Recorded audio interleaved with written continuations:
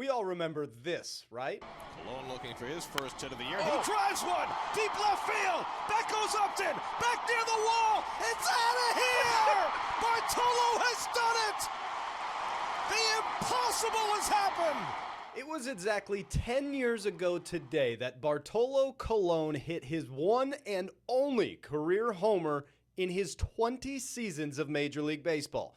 Now, only 5 of those were spent in the National League, but still, the big fella wasn't much of a menace at the dish. Well, it was that exact moment a decade ago when James Shields gave up that long ball to Big Sexy that triggered a series of events that would change the trajectory of the Padres as we know it. You see, at the time San Diego signed James Shields back in 2015, a 4-year deal worth $75 million, it set a Padres record for the largest contract ever handed out by the team. Needless to say, expectations were high for the right-hander. Fast forward to 2016, where Shields was actually throwing the ball just fine for the Friars with an ERA of 3.23 in his first 6 starts of the year. But then that infamous moment, Shields would take the loss in that game against the Mets, and many people like to point to that swing as the beginning of the end for James Shields and the Padres. Now, in all reality, that moment wasn't truly the sole thing that ruined the relationship between the Padres and Shields,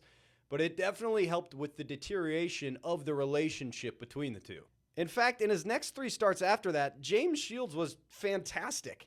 Through a total of 13 2/3 innings, he gave up just 4 runs and struck out 22, including the very next start after the Colon homer, where Shields would shove for 7 innings of shutout baseball with 9 punchouts in a win over the Brewers. But then came a start in Seattle, and this was really the straw that broke the camel's back. A Tuesday in the Pacific Northwest where Shields gave up 10 earned runs in just 2 2/3 innings.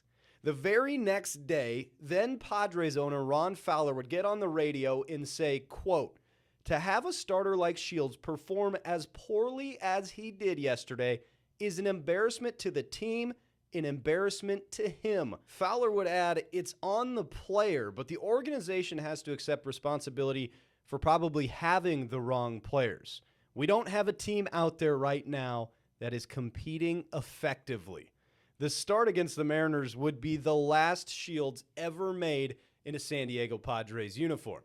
Less than a week later, he would be traded to the White Sox for 26-year-old right-hander Eric Johnson and 17-year-old infielder, yeah, you already know it, Fernando Tatis Jr. So Padre fans can thank Bartolo Colon, they can thank the Seattle Mariners, and they can thank former owner Ron Fowler in a radio tirade for landing one Fernando Tatis Jr. I'm Jake Garegnani.